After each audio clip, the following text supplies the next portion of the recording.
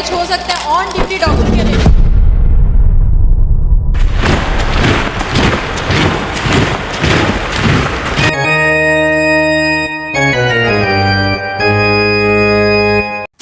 ये बात है 9 अगस्त को आरजीकर मेडिकल कॉलेज कोलकाता में हुए रेप एंड मर्डर केस के बारे में।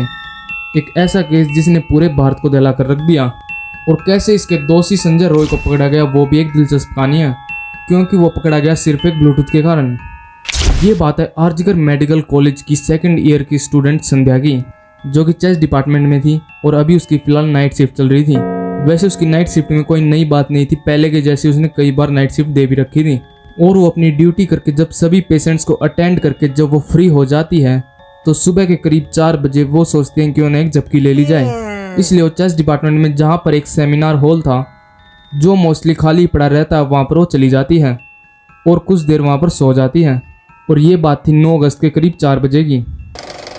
अब आगे बढ़ने से पहले मैं तुम्हें थोड़ा संजय रॉय के बारे में बैकग्राउंड स्टोरी बता देता हूँ। तो संजय रॉय 2019 में एज ए सिविक वॉलंटियर काम करना चालू किया और अभी फिलहाल वो काम कर रहा था आरजीकर मेडिकल कॉलेज की ही एक पुलिस चौकी में। अब कई लोग सोच रहे होंगे सिविक वॉलंटियर क्या होता है। तो सिविक वॉलंटियर मतलब एक ऐसा बंदा जो इधर उधर की इन्फॉर्मेशन लाकर पुलिस को देता है, जिसके बदले पुलिस उसको कुछ पैसे देती है। अब पुलिस चौकी के साथ कनेक्शन होने के कारण वो वहाँ पर जान पहचान बना लेता है, जिसका फायदा उठाता है कि उसने अपनी बाइक के पीछे एक स्टिकर लगा रखा था पुलिस का, और वो हॉस्पिटल में भी पुलिस की टी शर्ट और कैप पहनकर घूमता था, जिससे कई हॉस्पिटल वाले तो यही सोचते थे कि ये भी पुलिस वाला ही है। अब इसके अलावा वो एक और काम करता था हॉस्पिटल में दलाली का। मतलब सरकारी हॉस्पिटल का तुम्हें पता ही है वहाँ पर कितनी भीड़ होती है और कितने टाइम के बाद, कितनी लंबी लाइन में लगने के बाद वहाँ पर नंबर आता है। अब संजय रॉय ऐसे पेशेंट को ढूंढता था जो कि जल्दी नंबर लगवाने के बदले पैसे देने को तैयार थे। खैर 5 अगस्त को वो चले जाता है कोलकाता से बाहर एक पुलिस कॉन्फ्रेंस मीटिंग के चलते, और 5 अगस्त को, 6 अगस्त को और 7 अगस्त को वो वहीं पर टाइम बिताता है। अब 8 अगस्त को करीब रात के 11 बजे वो वापस आ जाता है हॉस्पिटल में, जहां पर वो मिलता है अपने कुछ कस्टमर से जिनको उसने पहले ही बेड दिलवा रखा था। अब उस पेशेंट के एक रिश्तेदार के साथ वो आ जाता है हॉस्पिटल के पिछले हिस्से में, जहां पर अंधेरे में बैठकर वो काफी घंटे दारू पीता उसके साथ। जिसके बाद जब वो आदमी अपने घर चले जाता है तो अब नशे में धुत संजय रॉय चल पड़ता है सोने की जगह ढूंढने। अब इतने समय ही हो चुके थे सुबह के करीब 3:30 बजे 9 अगस्त को, और वो आ जाए चेस्ट डिपार्टमेंट के सेमिनार हॉल में, जहां पर उसे दिखती है पहले से ही सोते हुए एक डॉक्टर जो की थी संध्या। अब डॉक्टर को सोता हुआ देख और संजय रॉय भी नशे में धुत था और उसकी नीयत आखिरकार फिसली जाती है। अब डॉक्टर की कदकाठी ऐसी नहीं थी कि उस पर जल्दी से ही काबू पा लिया जाए। जब संजय रॉय उस पर टूट पड़ता है तब वो बड़ी जद्दोजहद करती है, इसलिए उसको काफी इंजरी हो जाती है।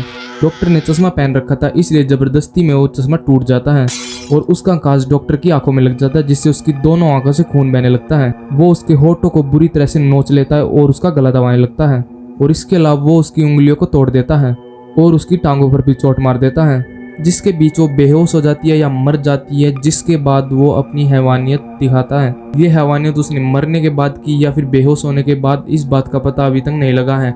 और अभी जो फिलहाल प्रोटेस्ट हो रहा है वो इसलिए हो रहा है ताकि इसकी सीबीआई जांच हो सके। और लोगों का कहना है कि संजय रॉय के साथ साथ कोई एक और आदमी था या फिर उससे भी ज्यादा। अभी इस बात का प्रूफ तो नहीं है कि संजय रॉय के साथ कोई और भी था, अगर था भी तो वो तो डीएनए टेस्टिंग के बाद ही पता लगेगा। खैर ये सब कांड करने के बाद संजय रॉय आराम से जाकर अपनी पुलिस चौकी में सो जाता है। जिसके बाद जब हॉस्पिटल के सेमिनार हॉल में एक डेड बॉडी दिखती है तो पूरे हॉस्पिटल में हंगामा मच जाता है। जिसके बाद पुलिस आती है और वहाँ पर इन्वेस्टिगेशन चालू होती है, और वहाँ पर एक एविडेंस मिलता है, एक ब्लूटूथ बैंड। और वहाँ पर हॉस्पिटल की एंट्री की सीसीटीवी फुटेज चेक करी जाती है तो वहाँ पर एक शख्स रात के करीब 3 बजे सेम वही ब्लूटूथ पहने हुए एंट्री करता हुआ दिखाई देता है, और फिर वो 40 मिनट बाद वहाँ से जाता हुआ भी दिखाई देता है। और जाते हुए उसके गले में वो ब्लूटूथ बैंड नहीं था, क्योंकि उसे तो वहीं छोड़ाया था। अब इस फुटेज में लोग पहचान जाते कि ये तो संजय रॉय है। जिसके बाद उसे ढूंढा जाता है तो वो मिलता पुलिस चौकी में सोता हुआ, और जब उसके ब्लूटूथ बैंड को कनेक्ट करके देखा जाता है तो झट से कनेक्ट हो जाता है, जिससे तभी कंफर्म होता है कि ये इसका ही है। जो मेन मांगे वो यही है कि सीबीआई प्रोब हो, सेंट्रल प्रोटेक्शन एक्ट जो डॉक्टर के लिए है वो लागू हो, एंड जो रियल कल्प्रिट्स हैं उनको पकड़ा जाए। हमें वही पता चला है कि जो रियल कल्प्रिट्स हैं उनको बचाया जा रहा है, तो दे शुड बी अरेस्टेड। खैर वीडियो को लाइक कर देना।